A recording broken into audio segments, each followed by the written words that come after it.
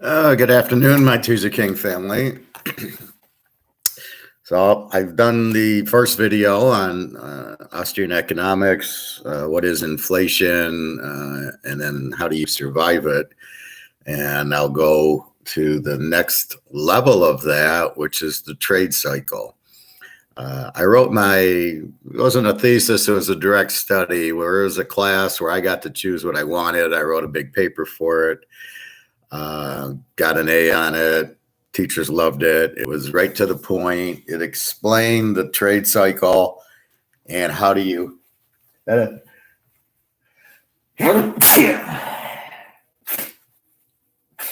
on cue. As soon as I get on, sneeze. So please feel free to ask questions, comments. That's what I'm here for. I do it live. If you have football questions, of course, we can talk football, sports. What was it? Devontae Adams is now on Oakland. So, he did play college ball with Derek Carr. So that will help. You can see, look at Cincinnati with Burrow and Chase played together. So that'll definitely help Oakland. I think they'll be better, but they still need a defense and some solid coaching and a good game plan. You still need to run and play defense no matter what. All right, so open to any questions and comments. Tell me what you think. This is very open and very honest. So I'm reading my notes from 1993. This is June 8th, 1993.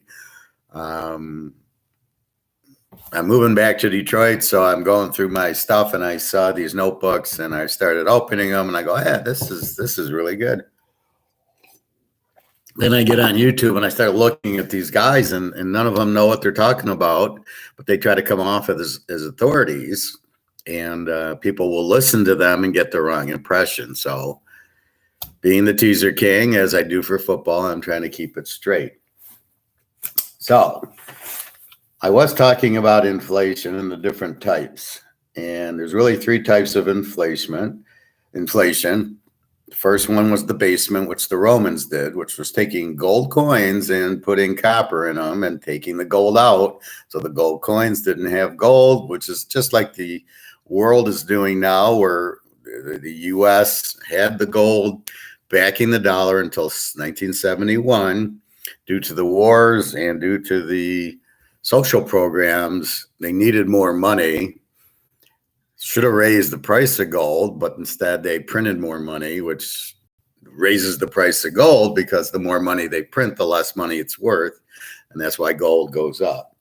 The second's fiat money, when government runs the printing presses, which they're doing now. So government prints money to cover the deficit. Well, and then they're creating this huge debt. So as we see, the only way to do it is to try to fight inflation by the government. They have to raise rates to bring money back in and stop printing, which they won't do because of the social programs and they're all stealing. So that's not going to happen. You'll see these little 0.25% rate hikes. So inflation's, let's say 15% now. I know they say 8 or 9, but it's really 15 or 20. If you look at gas went up $1 from 3 to 4, that's not 8%. I mean, anybody can do that math. That's like almost, about 25, 30%. 50% would be going from $3 to $4.50. It's about 3 to 4. So, it's about 30%. That's inflation. But they don't count gas when they're doing it for some reason. Like, well, if you don't count gas, it's only 8%. Well, you got to count gas. And then that affects everything else because all the shipping of the goods and services, well, the goods, the clothes, the food that gets going now they have to pay that because it's more expensive now to drive it. And now the third one is the fiduciary credit inflation. This is the most dangerous. This is what's been happening for quite a while. This is bank credit inflation. This is the trade cycle. This was my final exam essay. So I took this and then said, how does that affect the stock market? And as you raise and lower interest rates makes money more expensive, which makes certain stocks more better to buy than not. I'll get to that at the end, I promise you. So let's go through the trade cycle. Now, this is my notes from an Austrian economist. So you're in my class learning what I've learned. People think like I'm saying something like it's my opinion and I don't know what I'm talking about. And it really frustrates me because I know exactly what I'm talking about because this is what I learned. This is how I learned it. And it's like football. When I talk football and I say take Georgia under because they're giving up 10 points a game, I've learned that. That's not a guess. It's pretty much probability of what's going to happen is when Georgia plays Michigan, the game's going to go under, and it did. So using that skill, it also applies to economics, what's going to happen, and I can explain it. So let's start through it. There are basically 16 steps in the trade cycle. Okay. I will go slow if you want to write it down or just replay the video. We're at the 6-minute mark. 16 steps. Step number 1 is, this is the Austrian theory of the trade cycle. So keep that in mind. Beginning of the trade cycle. This is created by the Fed because it's not on the gold standard and they screw around with the rates and everything and the printing. So the decision by the Fed to lower interest rates. So this is when they move the rates down to 0. This changes business decisions. You buy equipment, you buy real estate. Cash is cheap. Look, I got to pay 0%. Well, that's what the banks pay the Fed, but you're basically looking at 0%. I'm going to go buy, I got money, I'm a business, I want to buy. So you buy equipment, you buy real estate. Interest rates are the big decision on whether to buy new products. The lower the interest rate, the higher the investments. The higher the interest rate, the lower the investments. You increase savings with a low interest rate. I'm going to say the lower interest rate, your inventory goes up, your capital goes up because it doesn't cost you as much to have money. The savings drop, the interest rates go up, inventory goes down. Not sure I'm reading that right. So I got savings going up, consumption buyer goes down, and then when savings go down, consumption goes up. So this must be the consumer. Okay, savings and the money supply. So I'm kind of got to read my arrows. As savings drop, the interest rate's supposed to go up, which will lower inventory. From a savings standpoint, savings will go up. The consumer buyer will buy less because he's got his money in savings. When the interest rate's low, savings drop because I'm not getting any money on my money, and then you buy more consumptions. You might buy a car because interest rates are low, figuring, I don't want money in the savings. I'm getting no interest, so there's no point in having money in the bank. I'll go buy a car. I'll go buy a house. I'll go buy clothes. I'll go on a vacation. Well, I'll buy things where the interest rate's dependent. So let's say I'll go buy a car because I'm only going to pay 1% on my car, but I'm not going to get anything in the bank. The interest rates are so low. So I think that was the point of that. If savings increase, if money supply. Okay, so if money supply increases, savings will drop, consumption will go up. If savings get to increase, then that goes to the other. It's consumption. Savings go up, consumption goes down because there's only so much money. This is personal, or the savings drop, the investment drops, the interest rate would then need to go up because the savings is down. That was a little tricky because I have like the note and then the arrows, but it's about if interest rates are lower, savings will go down because you're not getting any interest, and then you're going to go buy, so you're going to buy cars when interest rates. So that goes back into my stock market. So you'd want to buy Ford and GM with a low interest rate because you can buy the car cheaper. As interest rates go to 5-6%, that makes the car more expensive. So that's the gist of that. So you don't want to own car company stocks when interest rates are going up. You want to buy them when they're zero. And I did notice Ford was like $20 a share, headed back towards its $2-3 a share where it should be at. All right, two.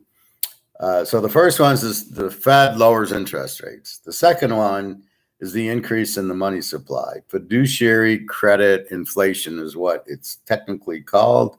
Inflation goes up, money supply goes up, which is what the definition of inflation. Money supply goes up, the value of the dollar drops, as I've said. A, B, and C, and D is where money is spent in gains. A gets the money. They're the ones closest to the printing press, the government, the JP Morgan, the banks. D gets hurt the most. D is the poor people because they can't afford it. They can't afford, they don't have a lot of money. They can't afford an increase in food. They can't afford that, lose the value of their dollar, where now it takes more dollars to buy rent and food and stuff like that. The people on fixed incomes, you're on Social Security, you're on welfare, you're not going to keep up with it. They're lying about what inflation is, so they don't have to give you this big increase in Social Security. So you should get a 20% increase in Social Security to keep up with inflation, but they're going to say, well, it's only 6%. We'll give you a 6% increase or something. And the more they print, the less it's worth. So if they were to try to print more, it would hurt the value of the dollar. The only way out of it is to raise interest rates to bring back money into the banks, because people now want to save and get 10% on their money. Like in 1980, 81, when they raised the rates to 20%, then you would go, oh, wow, I can get a CD and get 15% of my money. Oh, I'm going to put my money back in the bank. The bank then gives it back to the Fed, and that's how they, decrease the amount of money out there, which then strengthens it. Number 3, capital goods. I don't know how to put you on hold.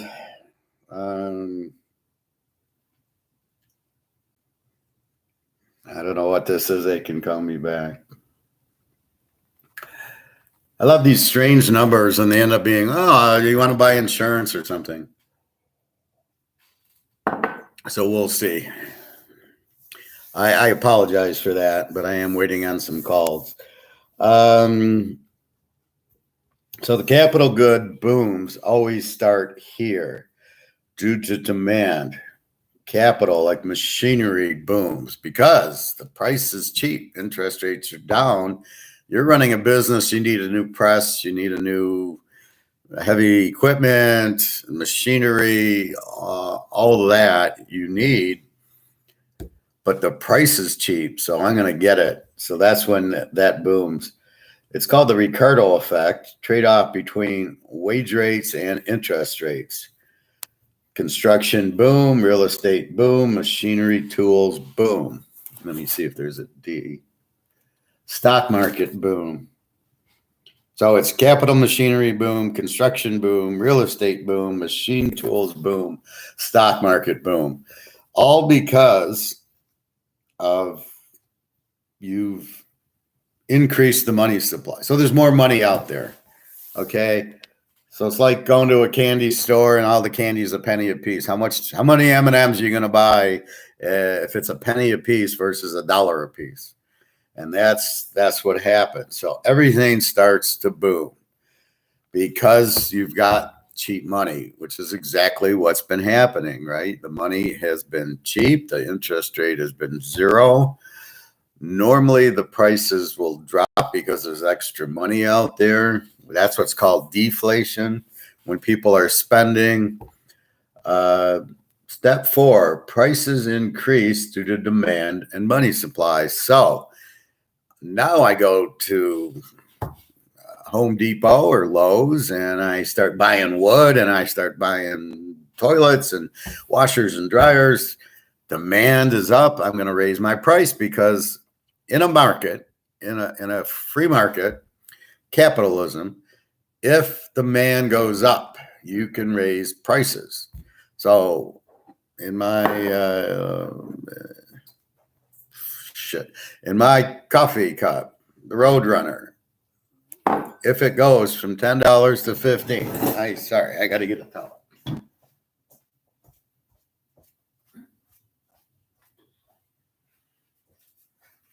Trying to show you, I just spilled all over myself. This doesn't happen in class because I don't bring coffee into the classroom. I deeply apologize, everybody. Please bear with me. It'll just take a second. It's only on my W-2. It's not a big deal. Okay. I very sorry about that.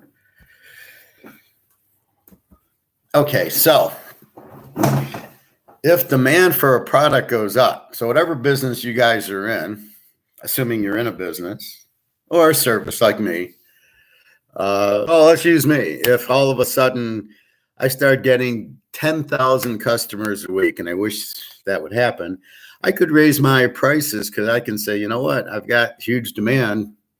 I can charge more because people like my product. And then the question is, can I get away with it? So if I charge, let's say I charge, and I notice when I put my locks on sale for like $35, all of a sudden I tend to get an extra 30, 40 buyers wanting my locks, but for some reason at 35, then they're fine with it.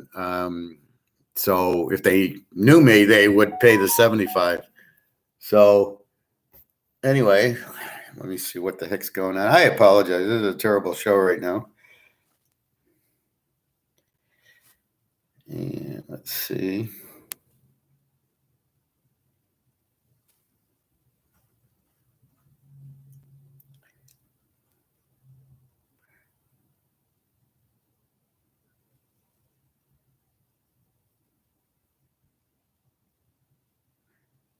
Apparently it's a scam.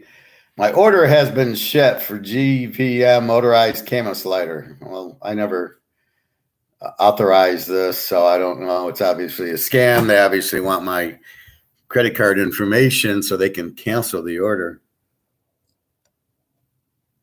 So be very careful when you have that. Like, that's coming in, that's a scam. If I reply to it, they're going to ask for my credit card. Maybe I'll do that live and we can all listen in. But that's a scam. So just be careful of that. Anyway, back to where I was, and I deeply apologize because I don't like the interruptions when I'm watching a YouTube and a commercial comes on. So prices go up due to demand because the money supply went up. So there's more money, basically. So again, if people all go and buy Coca-Cola or buy something, candy bars or chips or something, and that raises the price because of demand, because everybody wants it. There's two types of price increases. One is demand, one is inflation. It takes more dollars to buy the M&Ms, and that's what you're seeing now. You're seeing, I got to talk like professor, you're seeing prices go up. I just saw a Coke for $2.50. I couldn't believe it. That is not because of demand. That's because of the inflation. So as the dollar's weaker, they got to raise the price to cover the weaker dollar. That is not demand. That is inflation. And that's how you tell the difference. So when gas goes to $4, $3.99, $4.99, wherever you're at, that is because of inflation. You don't see a line out the window to buy gas for your car, and the price thing, the guy goes, oh, I can charge more because I got all this demand. That's not what's happening. That's how you tell it's inflation. There's nobody else buying gas. Is there a shortage? No, we don't buy that much from the Russians, if that's even in effect yet. I think the sanctions are there, but I don't even know if they're in effect. Now, my friends in Russia cannot use PayPal or MoneyGram, or I can't even FedEx money to them to help them. So that sanction has taken effect, but the Putin gas sanction and oil sanction, I don't think have. Number 5, the Fed increases money supply to keep the interest rate low. So they're just again putting more money out there. It's really the same. Well, it's the same as the prior, where the Fed. Well, I guess they're increasing the money supply. So interest rates are low, and then they want to keep them low. So for some reason, they're increasing the money. So they're printing more money as a means to keep the interest rates low. I'm not that doesn't make a whole lot of sense to me, but that's what's happening. So in other words, we printed money, we've lowered the interest rates, but we want to keep the interest rates low because we think it's good for the economy. We're going to keep printing and printing. That's what I get out of that. Okay, number 6, malinvestments. A malinvestment is an investment that's not a good investment. People invest in things they shouldn't. So normally you wouldn't buy, let's say, a new lawnmower for your house. Yeah, the old one's okay. I don't really need a new one, but you know what? It's cheap and interest rates are low and I can get it for $100. I'm going to buy a new lawnmower. I don't even know if that's a good example. It's probably, it's investments that aren't needed, that should never have been made, that you take a loan out for, and then you're going to get stuck. So maybe buying a second house. You really don't need it. You already have a house. Maybe you're going to rent it out, but can't find renters. And then what ends up happening is you owe on the house that you never should have bought in the first place. That's probably a better example. And then you can't pay it off. And that's when it comes back to bite you. Overbuilding, farm credit crisis, over mechanization, too much capital, begin projects based on low interest rates and too much capital. Key, trade cycle bust at malinvestment stage. No demand, too much supply. Bank must fold. Companies can't pay back IOUs. Nobody thinks the boom will end. That's the problem. Sound familiar? What's going on right now? So let's kind of summarize that. Rates are low. The Fed just increased the money supply in step 5. They want to keep interest rates low. They're printing and printing and printing. You get money and you go, oh, what do I do with this? Now, more for businesses. I don't think for just regular people, if you go buy a car, I don't think you're buying a second car because you're getting more money in. You might buy a second house. You're not going to buy machinery and equipment unless you're a business. So it really doesn't apply too much to individuals as much as businesses who might want to get a new tool or new stamping or, build on, do something that's not really in the plans. So we have overbuilding, we have over mechanization, too much capital. We begin projects based on low interest rates and too much capital. So you're only making the project because interest rates are low and you have money. What do I do with my money? Oh, we'll go build something that we don't really need, but you know what? The interest rates are low. That's really the key. That's really what it is, right? It's the projects are based on low interest rates and too much capital, malinvestments. You never would have made the investment if everything was normal, but because it's so cheap, you're going into the candy store, you never would buy certain, M&Ms, but you know what? They're only 2 cents a piece. That's a bad, because you're going to eat, but that's the idea. You're doing things because they're cheap, not because you really want to buy them. The trade cycle bust at the malinvestment stage, which was step 6, which is the start of it. No demand and too much supply. So you're building things. So you're making things. You're making orange shirts. Nobody cares. Nobody wants them. But you're making them because it's cheap. I'll make orange shirts. But nobody wants them. There's no demand for the product you're making, which goes back to Say's law, which I talked about, I believe, in the first video, if not in my normal economics one. And I'll get to Say's law if I didn't touch it in the first one, or I'll touch it again. It's basically supply and demand. People want blue shirts, you make blue shirts. This is, I'm going to make orange shirts, but nobody wants it. So this is malinvestment. If you keep with Say's law and make what people want and there's demand for it, you're going to be fine. It's when you make what nobody wants, that's malinvestment. The banks then have to fold because the companies can't pay back the IOUs because they're making things there's no demand for. Sort of like electric cars that really there's no demand for, that they're trying to invent demand. But I don't want an electric car, but I'd certainly like the market to follow me. See, here's where this is not Say's law, these electric cars or these windmills or these solar energy. That's communism, where you're being dictated what to make, not what the consumer wants. So you want to make things that Henry Ford made the car because there was a demand. There was horse and buggy, and there was people that wanted to buy it, and he made it cheap so people could afford it. So the market could afford the car. But so they're driving gas cars. Now that's Say's law. That's what people want. Then you got to make it at a price people can afford, which they can't. But if you have good credit, you can take out a loan for it. And that's what people do. So you go, I just finished my car payment. I'm so proud of myself. Made the last payment last week.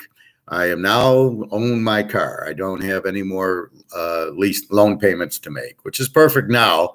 As the economy starts heating up and inflation heats up, I don't need a car payment. So that's gone. But that was what I chose, and I had the credit to get the car, paid it off. But that's Say's law. I wanted the car. I was able to get a loan for it and buy it, and I did. Electric cars I don't want. If I'm driving to Vegas, how am I going to fill up? There's gas stations. Where's the electric station? How long will I get? What if I'm stuck in the middle of going up the Rocky Mountains and the car dies? I don't have electricity, or something causes the electricity to go off. What do I do? Now I'm stuck in the middle of nowhere and I can't plug my car in. Oh, or they're going to put more electric gas stations in. Oh, well, maybe. Don't know. That's the problem. But you're making a product there's no demand for. You're trying to force demand by saying, oh, the planet's in bad trouble, too much carbon, it's bad pollution. Okay, I'm all for that, but I don't know that my car is I think it's very clean right now. I think they've cleaned it out. It's not as polluting as it was. And then is the electric car not going to have any pollution? Is the pollution the gas? Let's put it that way. Is it because I have gas to power my car, the pollution, and if I go to electric, the pollution goes away? Is pollution really that bad, as they say? I don't know. I don't like pollution. I don't, especially water pollution, but driving my car, I don't know. So that's where I'm at, but I don't have demand for an electric car, but that's what they're trying to make. That's a malinvestment, right? All these car companies coming out with electric cars. Good luck selling them. What are you selling them for? And then where can I recharge it? And then how much is that going to cost? Oh, it might be free now, or it might be cheap now, but we all know gas was 19 cents. I remember when I was a kid, gas was 19, 20 cents a gallon. Now it's $4 and we're controlled by it. And if it goes up, oh my God. So I guarantee you electricity will do the same. Anything that starts to look at the cell phones. They were cheap. Now they're more expensive. Go buy an iPhone. It's $1,100, $1,200. The time, it's like $100 to use the phone. I mean, that went up. That used to be free to get the phone. Now it's $1,000. Yeah, you can go to Target and get them for a couple hundred. but like iPhones at $1,000. I don't know. I don't have a demand for an iPhone. I just assume use my Android. It's talking and texting is why I got a phone. All the other stuff I don't know, or that's why I got it. Maybe people are getting away from laptops. I know people are getting away from TVs and using their computer to watch. Okay, that's Say's law. People don't want TVs. Price of TVs will come down because the demand comes down. And that's not a product. So let's differentiate. That's not a product that inflation can touch.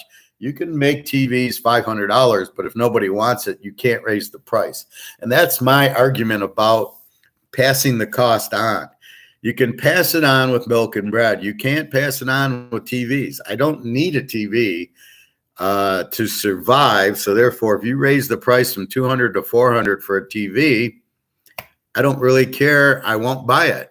So you can't pass the price of the inflation to buy the parts and the people on the TV. That's a perfect example of you can't pass the price on.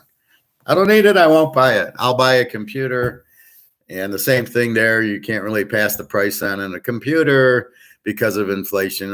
It's not a need. That's why if you notice, what do they talk about? Oil, inflation, gas at the pump, inflation, your utility bills, things that people have to have and don't have a substitute for are what gets inflated. That's really the key to it. Even though the dollar's inflating, it's really, what do they talk about? The oil, the utilities, the food, because there's no substitute. You must eat. You must put gas in your car to get back and forth to work, to earn money, to pay your bills, pay your rent, pay your food. So really, that's what happens. You can only really have inflation on goods that you need. It can only be on food and gas and your house. It can't, like clothes. I don't need clothes. I got a nice polo shirt. I don't need to buy a new one. So if you raise the price from 50 to 100, I'm not going to buy it. I don't need to buy it. I don't need it. I have one. So therefore, I don't need a new one. That's the critical part. That's malinvestments making, okay, I'm going to make orange polo shirts. Nobody wants, but you know what? It's cheap. Nobody wants to buy it. There's no demand. There's no Say's law for it. And therefore, you don't do it. Okay. Back to the trade cycle. Number 7. So the banks are folding because the companies can't pay back the IOUs. Bonds are IOUs, by the way. Nobody thinks the boom will end. That's the problem. What's happening now? Oh, the dollar will never go out. Oh, this will never happen. That'll never happen. Da, da, da, da, da, da. Oh, they can just keep printing money forever. I tell my friend about, why don't you sell your stocks or your Bitcoin and get out of it, take your profit, and wait, because it's all going to bust. Oh no, the stocks, even if they drop, they're going to come back up. They'll never drop. Yeah. Welcome to 1929. I'm sure they said that in 1928. Number 7, the boom continues based on low interest rates and lots of capital.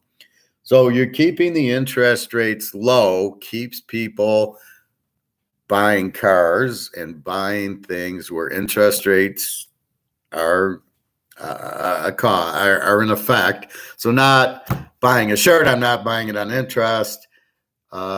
Maybe using my credit card, the interest fluctuates there also. But basically, you're buying things because they're cheap. Again, do you need it or not? You should only buy what you need. If you have extra money, don't buy something because the interest rate's cheap. But I could see trading in your car for a new one because the prices on the used car are through the roof.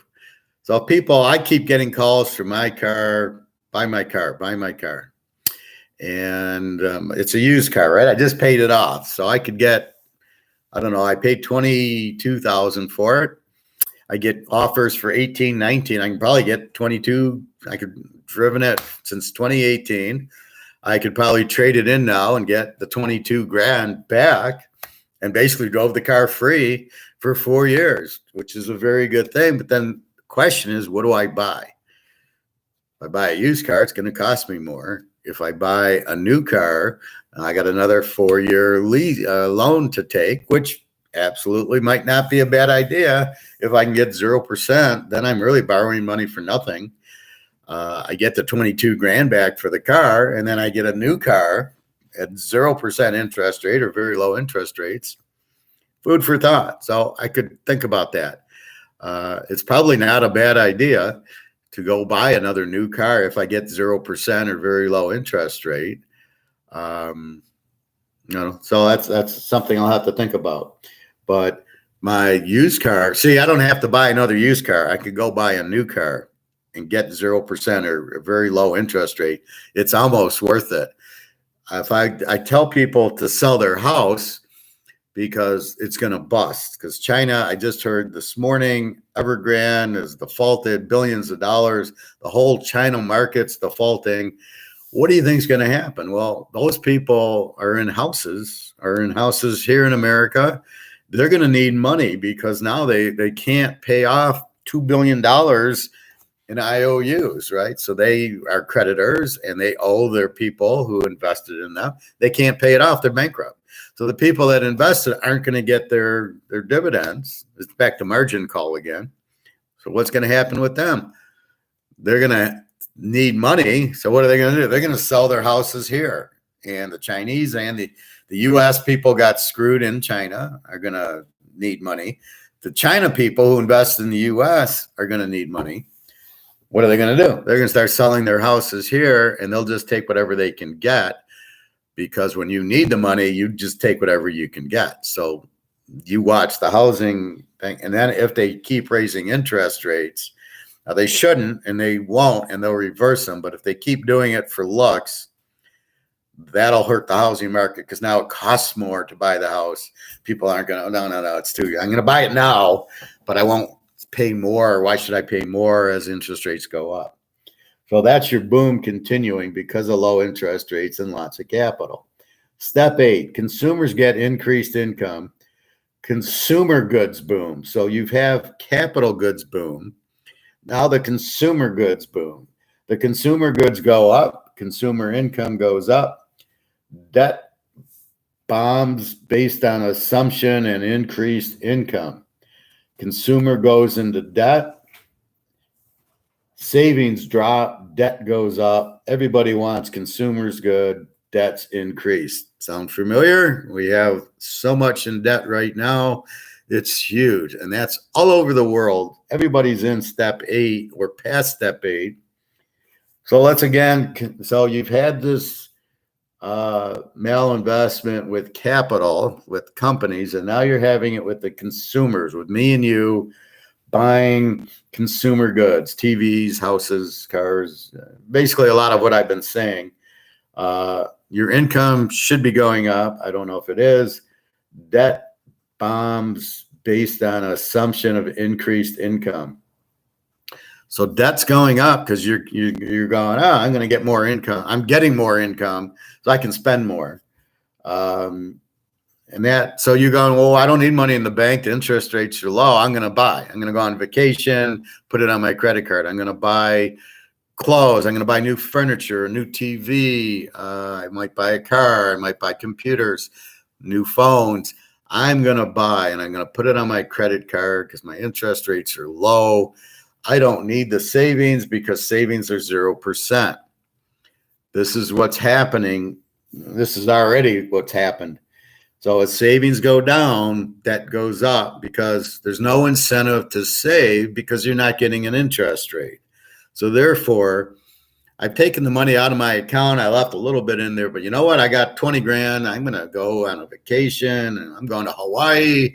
I'm going to go out to dinner a lot and buy new clothes and buy my girlfriend perfume and a new purse and some clothes. We'll go shopping and spend. But I'm going to put it on my credit card. I'm not going to keep money in the bank for savings because there's no interest rate. So there's no incentive to save. That's what's happening.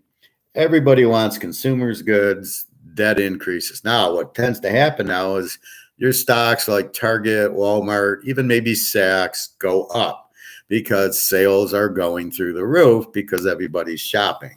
So as interest rates drop, you buy stock in the Targets and the Myers and the Walmarts and the Sam's Club and the Costco's, anything that is consumable goods. Maybe even that's why Apple may be up. You're buying iPhones, you're buying computers, because you have the money and there's nothing to do with it but spend it. But you shouldn't go into debt with it. If you do use your credit card, you should pay it off or use your credit card, your debit card, where it's coming out of your bank, so you're not really going into debt. So be careful about debt. You don't want to be in debt. It kills you. Number 9, economy is less liquid. Consumers are into debt. Banks have the malinvestment. Savings are down. So what's happening? So you've spent your money. The economy is less liquid. Consumers are now in debt. So everybody has their credit card debt that they have. You don't have money in the bank. So banks have the malinvestments where they've loaned money to the companies to buy plant and equipment and capital, which nobody wants, and they're trying to get their money back. So their savings are down. But what's the key to a bank is savings. I give them $100,000. They give me, like now, they'd give me 1%. They'd go loan it out at 4% to somebody wanting to buy a car, house, or even capital, a company. So when that happens, there's no savings. They don't have money to then lend out.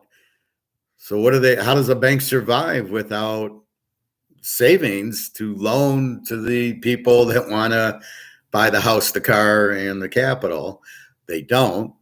And then the money they've lent out to the capital people, to the businesses, they're not able to get that back because those are not providing income to the businesses. They bought a building, they don't need it. Sales have dropped, they don't need it. Somebody's bought a second house. Oh, wait, what happens when I can't get a renter and then interest rates start to go up and I can't pay the house back? Then the bank's in trouble. That's your crisis. That's margin call. That's Goldman Sachs. That's what's happening in China now. All the banks, all the houses are collapsing. The banks can't get their money back. Shit is hitting the fan. Step 10, it's called the cash crunch. Banks start restraining credit due to falling savings and begin to question, can the borrowers pay us back? So it's a cash crunch because can they get the cash back? So let's read it again. Banks start restraining credit. So the banks don't want to loan any more money out because the falling savings, they don't have the money, and begin to question, can the borrowers pay us back? If everybody's in debt, are they going to pay us back? Who are they going to pay back? And are they going to still get enough money in to pay me back? You know what? Maybe I've made some loans I probably shouldn't have made. I don't have any savings, so I'm about to get screwed. Are they going to be able to pay me back?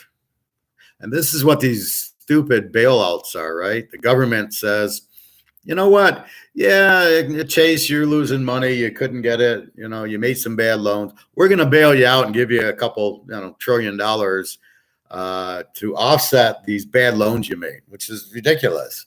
Business is business. Keep the government out of it. If you make a bad loan, that's your problem. If I go all in playing poker, the guy's got a full house and I got a pair of sevens, I lost. That's it. I made a bad call. I made a stupid call. I made a misread. I'm responsible for it. If we make a bad football bet and we took, the Rams to beat, whoever, the Packers, and the Packers kill them, I made a bad bet. I'm responsible for the bet and I lost. Not, oh, give me the money that I lost on the bet. That's not how it works. The banks need to be held responsible for, why did you give this guy a loan that can't pay you back? You should only be giving out loans that you can get paid back. However, what did Clinton do in the early 2000s? He sat there and said, it's okay. We want everybody to own a house. So if you make a loan and they can't pay you back, we'll cover it. So you want to know why there was a housing crisis? That's why, because the government got involved. Number 11, and sounds like where we're at, an inversion in the yield curve. Short-term rates are higher than long-term rates. Demand for the short-term rates is increased. The long-term rates stay even, so they're both at 2%. Well, why would taking a bond out for 10 years to get 2%, why would I want to do that when I can get the same rate at 2 years? I'm only going to get 2%. What's the value to me to hold a 10-year bond to only get 2% when I can get the same return and only holding it for 2? I have a lot less risk. These are extreme red flags. This is the crest of the boom. Step 11, inversion in the yield curve. So when you see that, it's red flag. It's start of the boom.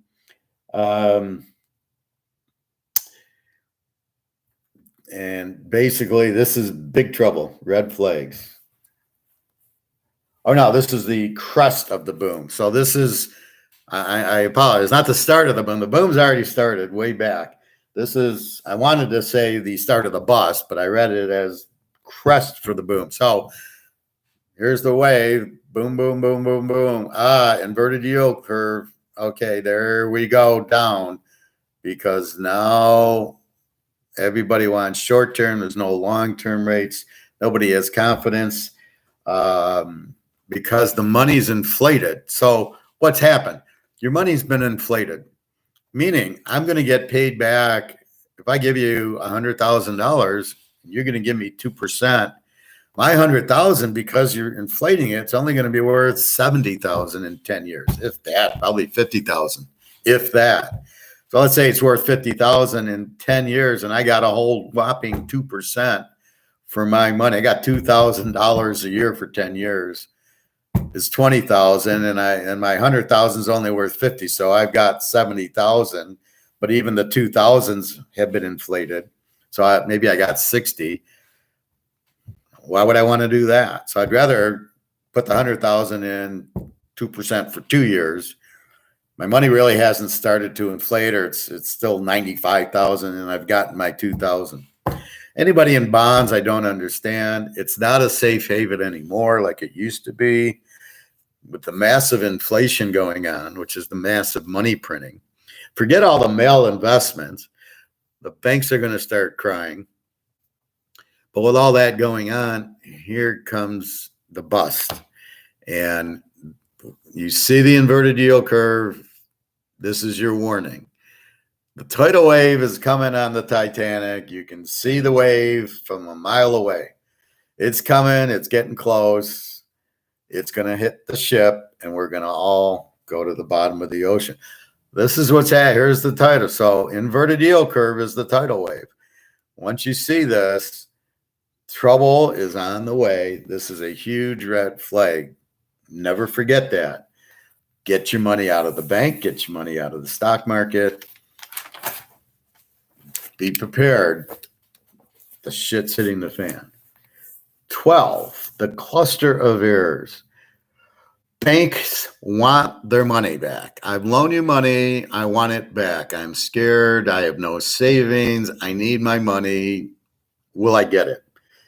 Get out of loans and debt. Panic selling. Abandoned projects, I think. Yeah, abandoned projects. My D didn't come out very well. So the banks want to get out of the loans and the debt. There's panic selling because they have to pay their loans back. So if I own a loan and all of a sudden I can't pay it. So if I own a house and I know I can't pay it, I sell the house. Whatever I can get for it, I take. You might see that and take advantage of it with baseball cards. So I own a Tom Brady rookie card worth $30,000. But you know what? I've lost my job. I need some money. Here's the Brady card. It's $30,000. But you know what? I need the money. I'll offer you $10,000 for it. Okay, I'll take it because I need the money. I'll take $10,000 for it. I don't care about the $30,000. Not in this position. This is the position where I got something of value and I'll take whatever I can get for it. That's what you don't want to be in with Tom Brady cards, Jordan, Mantle, Mays, Aaron, Montana, Rice, all those guys. You want to be not in the position where you need the money and you're going to drive that price up. That Brady 30,000, I want 50 for it. And I'm not going to take a penny less. And then somebody maybe will give you the 50 for it.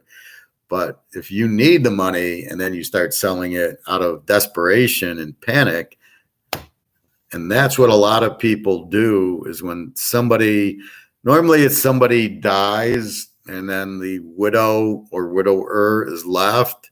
All they want is the money.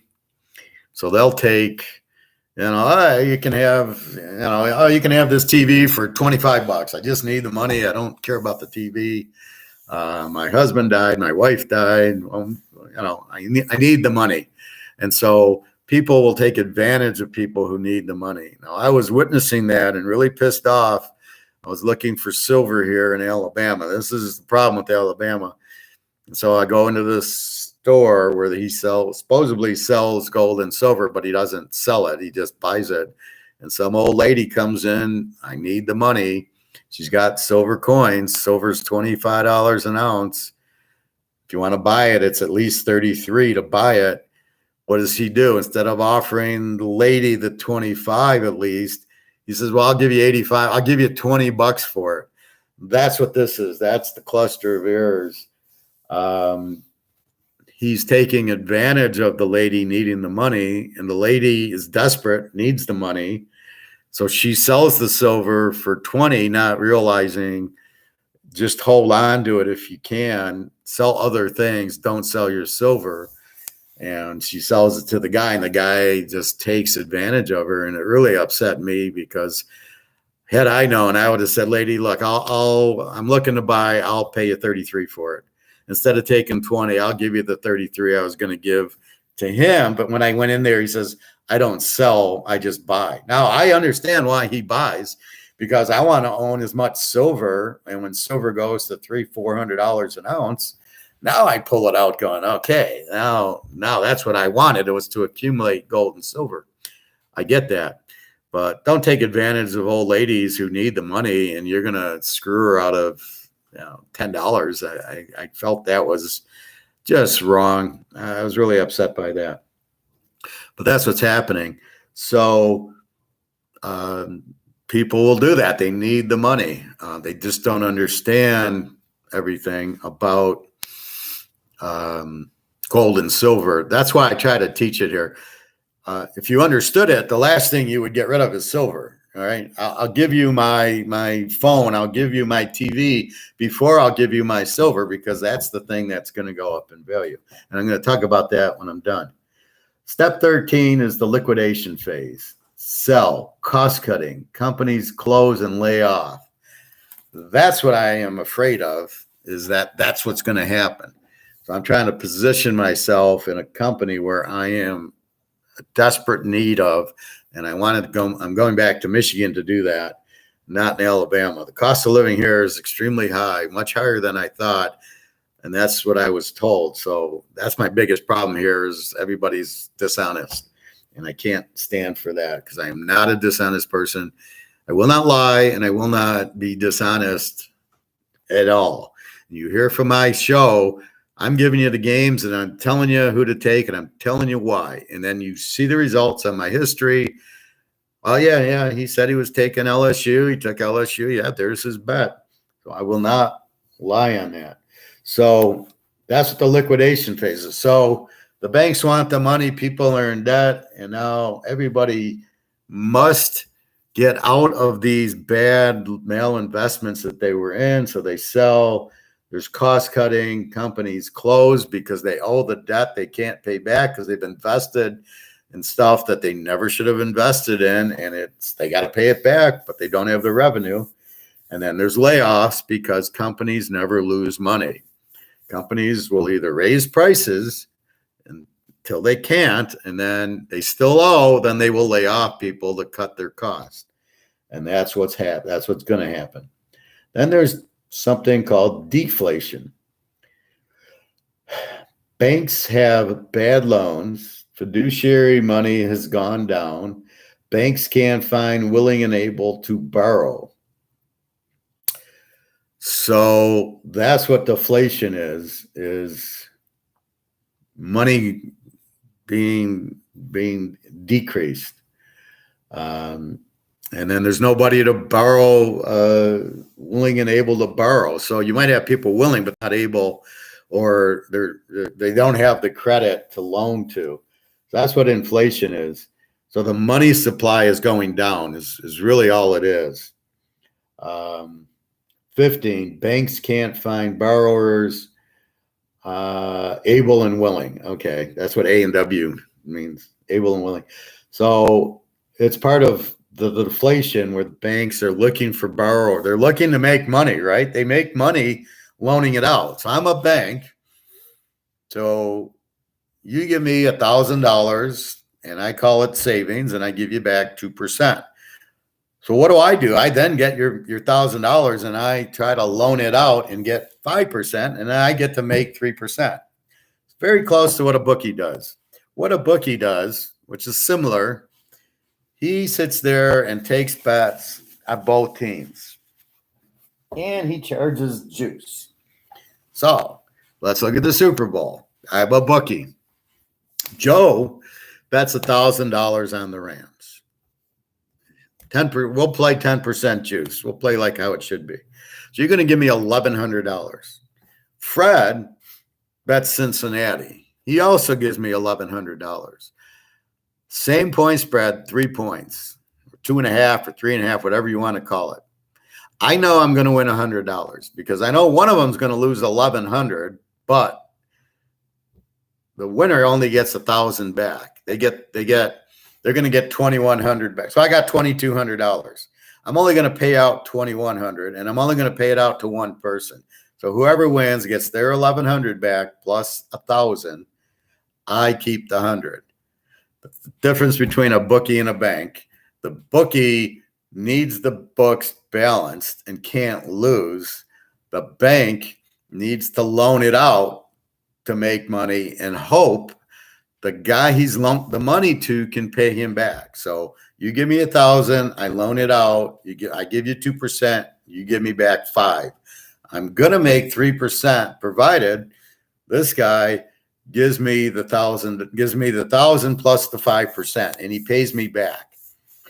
And then I gotta hope that the guy who gave me the 1,000 doesn't need the money before the guy who borrowed gives me back the money, or I need more people to give me savings, and then I can play. Yeah, I got 10 people, I got 10 grand.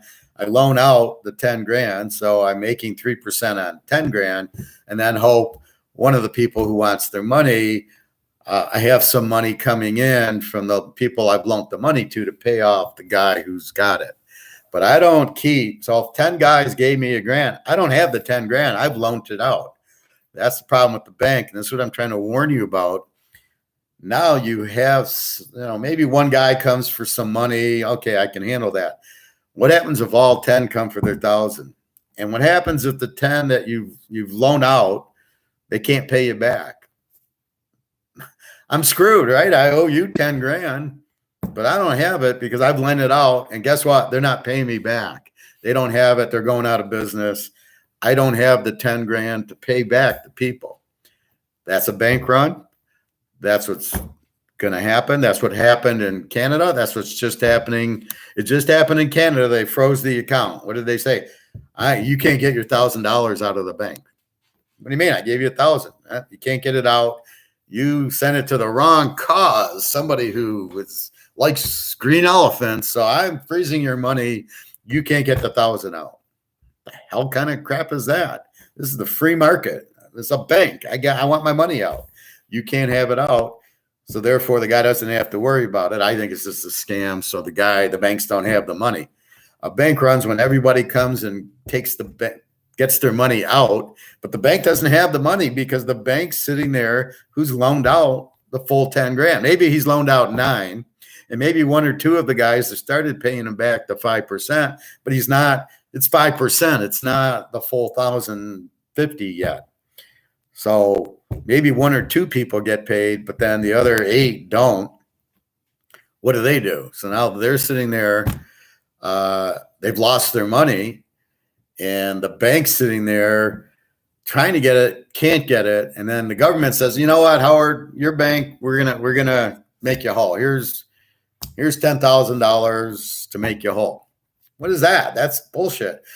I should never have lent the money if the people I lent it to couldn't pay me back. So I'm hoping that people I'm doing credit checks on going, okay, Joe, are you going to be able to pay me back? Oh yeah, I got a lot of money. My credit's good. Okay, fine. What happened in the housing market crisis of 2006 to 2009, Clinton says, don't worry if they can't pay you back. We'll make you whole. So I'm giving loans to people that should never get a loan with money I got in from the people who are saving. And then guess what's happening? I can't get the money back. And then the government comes in to bail me out because they promised that, if the guy defaults, because we want everybody to own a house. Well, if they can't afford it, they can't buy the house because the houses are so expensive. It's not a product you can come and buy like you can buy a coffee or Coca-Cola or pens.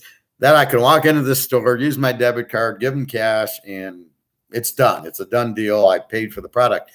Cars and houses, nobody can afford with cash, very few people. And so therefore you go into debt with it. And to make sure you can pay, they're looking at your credit score and they're going, yeah, okay, you can afford to pay, not a problem. That is what happens when the government gets involved and says, you know what, we'll make sure it's good. Even if he doesn't pay, we'll validate it. Okay, so I'm not going to even check your credit score because the government says if you don't pay me back, fine. The other thing they did was a scam. Was they said, well, we'll give you a variable. It's called an ARM, a variable interest rate. So it'll start at 2%, but after a year, it's going to go to 3 and 5 and 7 and 10. Or you can get the fixed one at 4%. I would get the fixed at 4%, knowing that the variable is going to go up because I understand finance and economics. That's what they're doing. It's the scam. It's come on in. I'll give you this low 2% rate, but it's only going to be for a little bit. Oh, I can afford the 2%. It hits 4 and they go, I can't afford the 4. I'm going to default. And then you had people buying multiple houses. So that really hurt. So anyway, so that's what a bank run is. Once people realize the inflation's high and they might not be able to get their money out of the bank, they run to the bank. It happened in Greece. It's happening in Russia now. You can't get your money out. It's happening in the Ukraine. Good luck getting your money out. What the hell is going on? So this is what you have, and it's in Russia. It's going to be in China. As China defaults on their housing market, inflation will go high, and then they're going to run. And if they ever do a bank run in China, good luck, because there's so many people there. But that's what a bank run is. Everybody gets scared and wants their money. What does the Teaserking suggest? So instead, to avoid the bank run, keep your money out of the bank. It's in my safe. Now I don't worry. I'm not getting interest anyway. So I'm not losing interest. So I got the money. It's safe. Then what do? I buy gold and silver and Mickey Mantle cards because that's my savings. The gold is my savings. There is no gold run that can happen because it's in my safe. Nobody's coming into my safe taking my money. It's not at a bank. I don't have to worry about the bank shutting their doors going, we don't have any money, sorry, which is happening in Russia and the Ukraine. Banks are closing down. That's the problem. That's coming here. You start taking Russia and China out of the equation, what's going to happen? A lot of people that bought your products aren't buying. Sales will drop. Layoffs will happen. This is why I'm trying people, because this is what's going to happen, because this is I took a master's in it. All right, so banks can't find borrowers, able and willing. So they can find borrowers, but borrowers with good credit score that are able to pay it back and willing to pay it back. So like if I went to buy a car, I'm able to pay it back. I'm willing to pay it back. They'll loan me the money. I can go into Toyota tomorrow, take my used car. They'll give me 22 grand for it. Then I'll say, okay, I'll take this new car at 0%, and I'll give another 4-year note, and you've just given me 22 grand. Or I can take the 22 grand and go buy the new car and basically exchange it, provided the new car is still at 22 grand and not at 35 grand. That's the other problem. They can't get chips. Inflation makes their costs go up. Are they going to now charge 35,000 for the 22? If so, they'll be out of business, because the market doesn't say I'll pay 35 for it. It says I'll pay 22.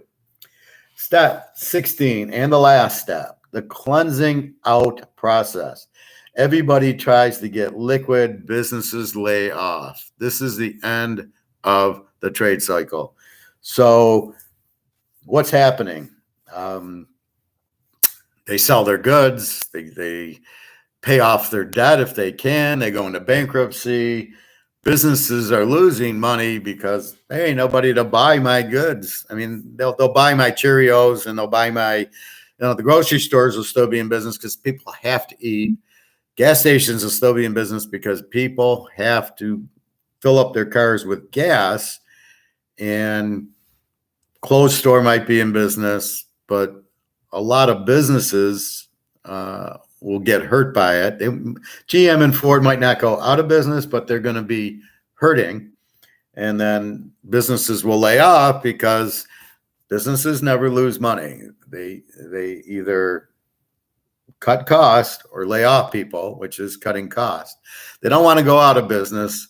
Maybe they do, but if they, like restaurants have gone out of business, but like McDonald's, they're not going to go out of business, but they'll cut their staff. They'll only have 3 people working to cut their cost, but that's kind of a bad one because people have to eat. Maybe a store like Home Depot, they don't want to go out of business. People normally pay cash because it's not a big item. It's $100 you spend there, so you have a debit or credit card to spend, but they're going to cut costs because as lumber gets too expensive, they can't sell it they can't make their 20% on it because people just won't buy it, right? They don't have the money, so they'll start laying off people, but stay open. So that is your trade cycle. This will be on the test. Trade cycle will not happen if it's created by an increase in savings. Only by an increase in the money supply. You will only get screwed if they increase the money supply. And the only people that can do that is the people who create the money, the Federal Reserve, aka the government. So let's quickly go through this. No breaks, just the top level. Fiduciary credit inflation, the trade cycle. Step 1. Decision by the Fed to lower interest rates. Step 2, they increase the money supply, fiduciary credit inflation. Anytime the money supply is increased, it's inflation. It's the only thing that is inflation.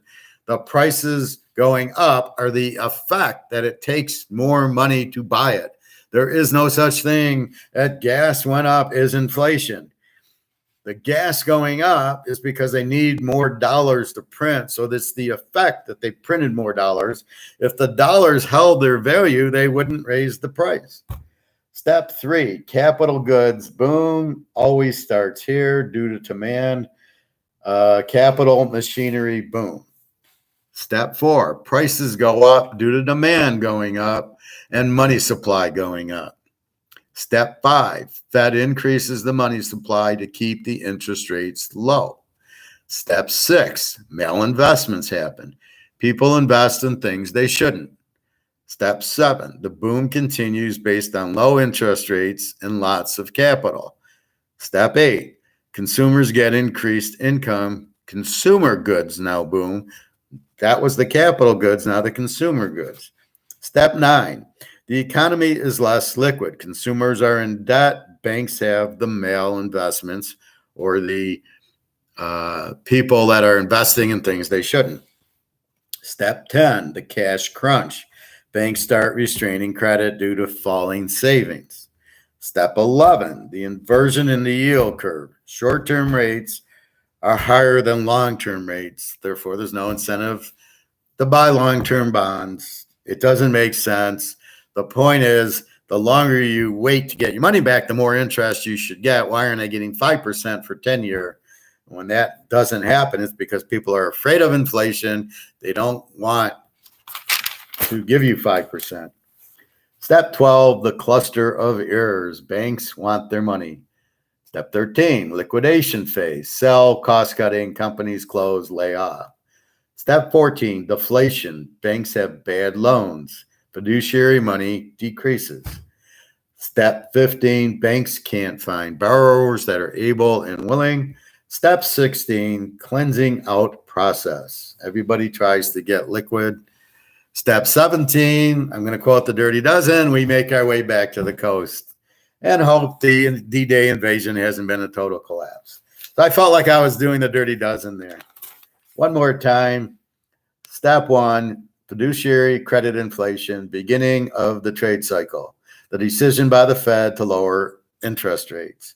Step 2, increase the money supply, which is printing, which is the inflation. Step 3, capital goods boom because there's more money and you've lowered the interest rates. Step 4, prices go up because there's more demand because there's more money out there, so you start spending. If you got a raise, you'd go, I'm going to go spend. You get a new job, you get a $20,000 raise, I'm going to go to Hawaii.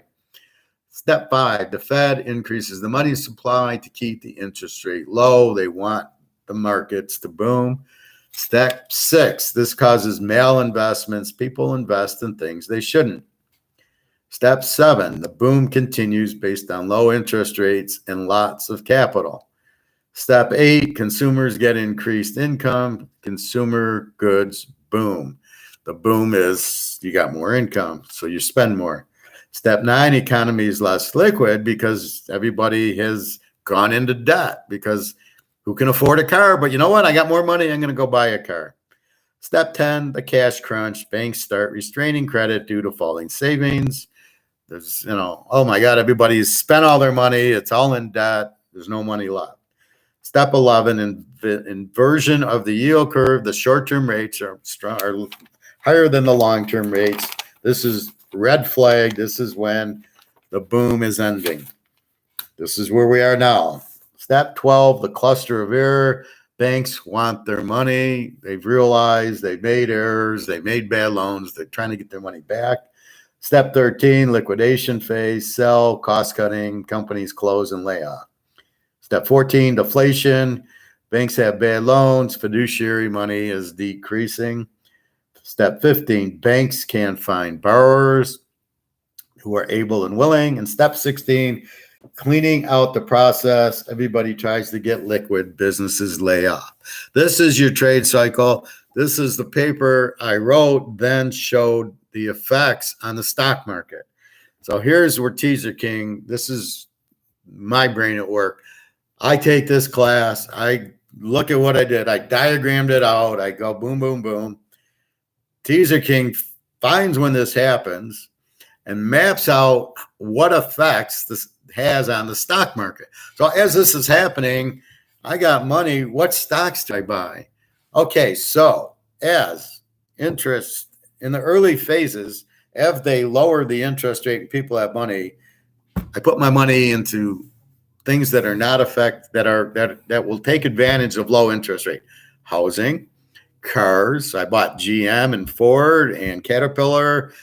Anything that's fixed that is interest rate sensitive, as the rates drop, like Ford and GM, people are going to buy more cars. The rate's cheap, I can buy it. Then as people go into debt, then the consumer goods boom happens. Now I'm into Target and Meijer and Kmart and Kroger's and Sears and all those Costco's now and Amazon and anything that the consumer is going to buy. I now sell my Ford and GM and buy these. Now the male investments are happening. Boom. Here comes the inverted yield curve. Now what do? Now I go into Coke, Pepsi, Frito-Lay, Hershey's Kisses, things that are cheap, things more like food because people have to eat. But as the rates start going back up, nobody is going to buy cars. So why would what a stock does is based on future, right? As the rates are coming down, everybody's going to buy a car, the stock's going to go up. As interest rates go up, what's going to happen? Nobody's going to buy a car. They already bought it when the rates were low, and now the rates are high. So I'm going to get out of stocks that are dependent on interest rates and into stocks that aren't. Coca-Cola, Pepsi, anything that you eat, that you have to eat, that's cheap. And that's how I played the stock market while the cycle's going on. The cycle will always go on because it's induced by the Federal Reserve messing around with the interest rates and the fact we're not on the gold standard and they can print money. So what do? There's nothing holding them back to printing money. They start printing money. It causes the economy to get going. The interest rates go down, causes increased spending. So they're doing it to increase the economy. Well, we'll print more, and then people will buy more, and that'll stimulate the economy. That's what we want. But it's artificial. It's government created. As it starts, people buy too much, and then the consumers start getting involved because they get better jobs and they make more money, and the interest rates are low, but it's all fake. So as the people start buying, they go into debt, which isn't considered in the beginning. They're in trouble. The banks have loaned out. Now their banks are getting scared. That's why you see the bank bailouts, which is ridiculous. The banks need to be responsible for their money, like me and you at the poker game or betting football. If we lose, we lose. Nobody gives us money back if we lose. So that's what you have of what's going on. And then the Feds eventually should be raising the rates. They've kept the rates low for some time. I think part of it's been the computers have made productivity gone, it's better. It's more efficient. Prices have gone down on TVs, computers, cell phones. I can get a cell phone for $150 at Target that, I don't need an iPhone. It's an Android. It works. I can call, I can text, I can take pictures. What else do I need the phone for? I don't even need the phone really for pictures, and then you can see where the phone is taking the camera out of play, right? I don't need a camera unless I'm a photographer. I'll use my phone. It's fine. And they keep making the camera better on the phone. So I don't really need a camera. So you're killing the camera business. I don't know what Kodak stock's at, but I'm sure it's not too high.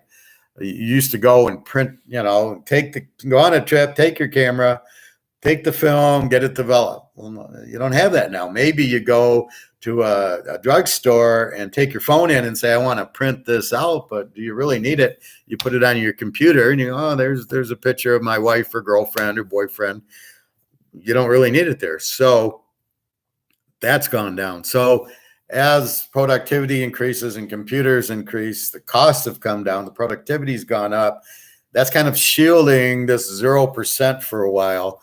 But now the shit's hitting the fan and everything's starting to be realized. You have the US dollar as the premier dollar, but everybody's sick of it because you can see what's happening. What happened? Oh, well, Russia, we're gonna cut you off. We're taking you off SWIFT. We're gonna penalize you for the war, and we're putting sanctions on you. Well, if I don't use the US dollar, I don't really care about that. You can't sanction me. So it's driving people out of the US dollar because they're going, well, wait, why should the US sanction me? So everybody wants out of the US dollar, which they're starting. It's all because of gas with Saudi Arabia. But as they're starting to do, they're starting to say, I want gold or gold-backed money for my oil and gas now. I don't want US dollars. And that is happening. And as the U.S. and no country has been the lead currency for more than 50 or 60 years. And don't think Britain had it in 1920 and lost it by 1940, 45 or whatever. Don't think it's going to stay with the U.S. forever. Don't think other countries haven't had it. France, England, the Netherlands, Amsterdam had it. All these trading ones that use the water made a lot of money, and they had the lead currency for a while. but really it was mostly Britain that actually started with it. The other countries just had a lot of it, but you didn't have the trade and the airplanes and everything that we have now where you can exchange it. So basically, if you travel to China, you need yen. You can't use euros. If you have euros, you got to change it into the yuan, or the U.S. It might be good there, but the Swiss francs aren't good in China for the yuan. You would have to trade them for yuan. So that's the point. But U.S. dollars are usually good anywhere. So I know when I go to Europe and I go to France or I go to Amsterdam or anything, I can use my dollars and people will take them. So that's the lead currency, but that's going down. So you got to be careful of that. Why gold and silver? Because that's your savings, that's your protection. The banks, you can have bank runs, as I've explained. Gold and silver are money. It's always money, and it always will be. You can exchange it, so you can't get a bank run on it.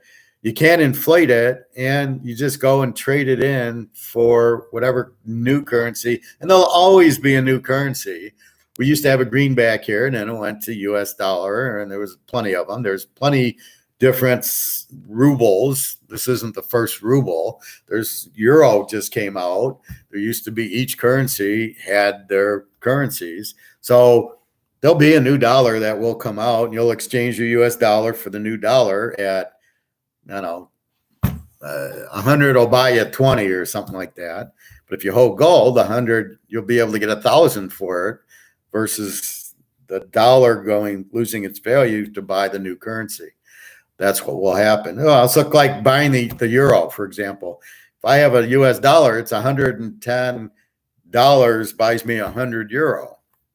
So, but if I have gold, an ounce of gold is going to buy me whatever an ounce of gold buys me, and that value is going up, not down. Right now it's manipulated. I was watching something on silver, how silver is manipulated. And apparently what the banks do is go to the miners and say, well, here's where, these people are going to buy it, and this is the price they're going to pay. And these miners have to be the stupidest people in the world. None of them apparently know anything about economics and supply and demand. So instead of saying, screw you, we're going to let the market dictate what we sell silver for. Oh, it's $300-400. These guys come in and say, well, we're going to give you $25 an ounce for it. And the miners are taking it. And that's why this price is staying down, and it's being manipulated by COMEX. And the miner thinks, oh, well, that's all I can get for it's $25. No, you're an idiot. It's worth $300, $400, $500 at least now. Just look at everything else going up. What are you doing? And because of this COMEX with the gold and the silver pushing the prices down illegally and not market driven, that's why these people are, that's why people don't want to invest in it. Oh, it's not going to move. It's not really, as inflation happens, this isn't going up. Believe me, once we get rid of this rigged system, and we will get rid of it, I don't know when, but this is the beginning of getting rid of it. There'll just be too much demand. Right now, U.S. people do not understand gold, see the price and go, I'd rather be in Bitcoin or buy Microsoft or Apple or Google or whatever. And the market's going to crash because of everything I just taught you. And the only thing that'll keep your value, obviously won't be the banks, will be gold and silver. Now, you Bitcoin people, what's going to happen to Bitcoin? Okay, as people need money, they're going to sell their Bitcoin. Okay, Bitcoin's right now in U.S. dollars. Well, so is gold, right? But gold's also valued in all the currencies. Maybe Bitcoin is too. I don't know. But you don't have an asset. You don't have currency in Bitcoin. You want to call it the gold, whatever, crypto gold, but it's not. Gold's gold. Gold I have. I can hold. Bitcoin isn't. So if I was in Bitcoin now, and I'm not, and no offense to it, to me it's PayPal. But it's not even as good as PayPal because I can PayPal my girlfriend $100. She can get the money and use it. If I Bitcoin her the money, she's got to have a Bitcoin account. I have to have a Bitcoin account. And I have to get her the money somehow. And then she has to be able to get the money. I don't understand Bitcoin enough. If it's like PayPal, where I have a bank account connected to it, possibly. But I look at it like it's not an asset. What is it? And it's just people trading money kind of in secret, which I'm all for that. But this is how I escape the U.S. and the Federal Reserve and everything else, is by having gold and silver. Bitcoiners try to break out, keep it secret by having Bitcoin. But the difference is the crypto doesn't have a value. Yes, it's 40,000 today. Will it hold? This I don't know, but I don't see anything that gives it value. So not that I'm right or wrong. And if you own Bitcoin, I hope you made a lot of money, as if you had a mantle card. You got a mantle card worth more than hell of a lot more than 40 grand if it's a really good graded one. So let's say you have a $100,000 mantle card. Would you rather have the Bitcoin or the mantle card? Mantle card. If I need money, what do? Sell the mantle card. Go on eBay or go to a store or go to an auction. How do I get rid of my Bitcoin? I guess there's a way to sell it. Okay. Then I need money. Well, what am I getting? Probably US dollars for now until they goes to a new one. What I would do with it is buy gold with it. So if I had $100,000 mantle card, I know that's only going to go up. Bitcoin, I don't know if it's going to go up or down. Will the Bitcoin money leave to go buy gold is the question, which I would say I would if I was one of those people. Gold is a lock. And you know, I talk locks in football. You can't lose with gold. Gold's gold. It's never going to go down. It might get drawn down by COMEX, but that's not real. That's not the market. Go, good luck. Go to a coin store and try to buy gold or silver if they even have any. Now I can buy coin. They always have these 1 and 2 off coin, and I'm only buying 3-4 ounces. I'm not buying a James Bond brick of gold. That's, who knows how much that costs. A couple 100,000 or whatever, or $1 million. I don't buy that. Putin buys the bars, the bricks. I don't. But I'm buying coins, but I keep trying to buy more coins. So that's what happens. And that's why you do it, because you don't want your money in the banks because of the bank runs. For what I just said, the banks need money to be liquid. And that's what's going to happen. So I think I've talked long enough for this subject matter. I will do another course soon, either today or tomorrow. This was the trade cycle that is inflationary, called, again, the fiduciary credit inflation, the trade cycle. This is what happens when we don't have the gold standard, and it's because money was printed, not because of savings.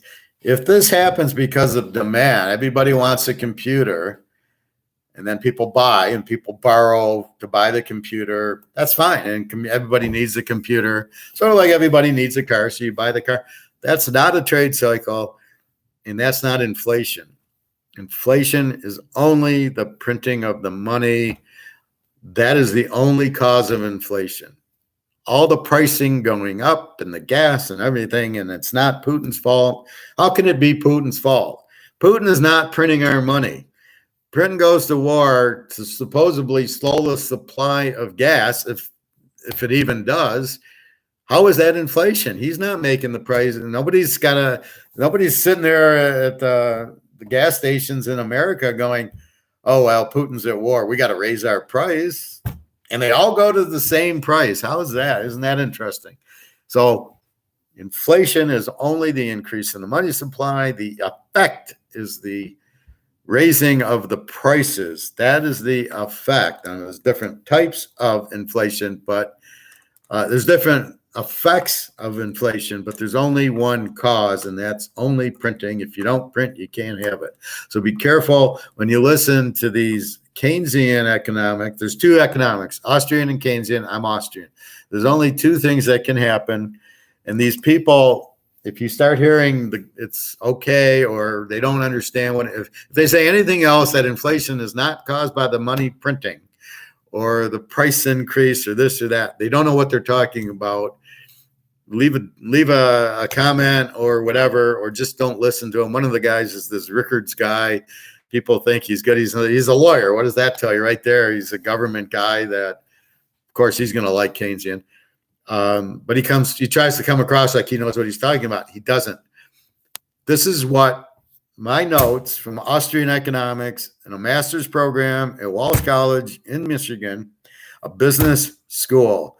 This is word for word the notes. This is exactly what it is. This is how I learned it. This is what is the truth. All I'm trying to do is educate you, explain what's going on, because nobody seems to be able to do it, or they do it in such a convoluted way that nobody can follow it. Nobody's interested.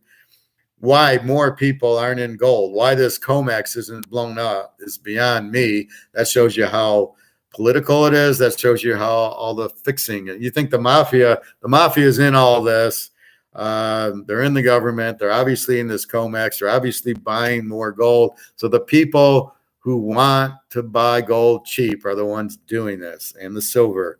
They're keeping the price low, but eventually the shit's going to hit the fan, because you can't keep. Eventually there'll be more and more people buying it to protect, because once these bank runs happen, you lose all your money. Now, what do you think a rich guy like Gates does, right? He's got billions in dollars, right? What's he going to do when he loses all his money, or he tries to go to his bank to get his money out and they say, sorry, or wherever he holds his money? I'm curious how much gold he owns, but you cannot own gold ETFs and think it's the same thing. It isn't. You only want to be in physical gold. You want to have the coins. The ETFs, the stocks are not the coins. If I own Newmont Mining and I own 100,000 shares of $100,000 of Newmont Mining, I don't own the gold. I am part owner in the mine through my stock, so I should be okay. But I don't have an ounce of gold from Newmont or precious metals or any of those. I am not physically owning the gold, but I need the physical gold. Well, I need to get my money out of something and put it in there. That's what's happening. So that's why you should buy the gold and the silver. I'm not a salesman. I am not benefiting if you buy gold and silver, like some of these guys who want to get you to buy, oh, come with us and buy the gold and silver and we'll make money off you. I'm not one of those guys. I am not a salesman.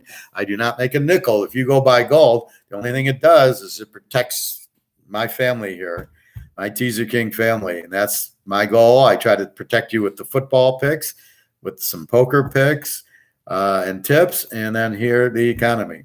I'll be doing another movie very shortly. I enjoy teaching this, and I hope you get something out of it. If you have questions, comments, I don't understand, www.teaserking.com. Come, you'll get my email me, and then we will talk about it on the next video. I know a lot of people are looking for my football stuff, but it's not football season, and I find this to be critical, that you really need to understand it, because it's not taught very often. I was lucky. I found if I didn't take this program, I would be like the rest of everybody in the dark going, everything will be okay. And, oh, the stock market will go up. And I don't know what to do with I wouldn't buy gold. But if you don't want to buy gold and silver, for God's sake, please buy Mickey Mantle cards and Jordan cards, Tom Brady cards. Please protect yourself with real assets. It's the only way to survive what's happening. Look at the people in Russia. They can't go to the bank. I can't PayPal them. I can't MoneyGram them. I can't even FedEx $100 to them, because FedEx won't work there. What if it comes here? Now what are you going to do? If you got gold, you'll be okay. You don't need it. But if you don't have gold or the Mantle cards, you're screwed. Oh, I can't get money. How am I going to eat? You won't be able to. You won't have money. They won't take credit cards and debit cards at the banks, at the grocery stores. It's going to be damn hard. So, well, I think they take it in Russia, but they don't take, like if I went there and tried to use my credit card, they wouldn't take it. If you have a Russian credit card, they will, but I don't even know if the Russian banks are open anymore, or if they've come out with the new, well, what they're going to do is come out with this new currency backed by gold between Russia and China, and then that'll end the US dollar. And then everybody will want that currency because it's backed by gold. It has a value. And of course, gold and silver go to the moon, and that's what I'm waiting for. So that's why the last thing I'm going to spend is my gold and silver. I'll sell my Brady card before I sell my gold and silver. All right, everybody. Well, have a nice day. I'm trying to educate. I am trying to protect. If you have an issue, if you don't understand, if you don't agree, please email me. I'll be happy to talk about it. These are my notes from my class in my master's program from an Austrian economist who taught it. So this is all fact that I'm getting, not my opinion. This is what's really happening. So anyway, have a wonderful day. I hope I help you. I'm trying to help you. I'm trying to save you. I'm reading the future like I do with football. All right, everybody. Have a great day. Nick, take care. All right, everybody.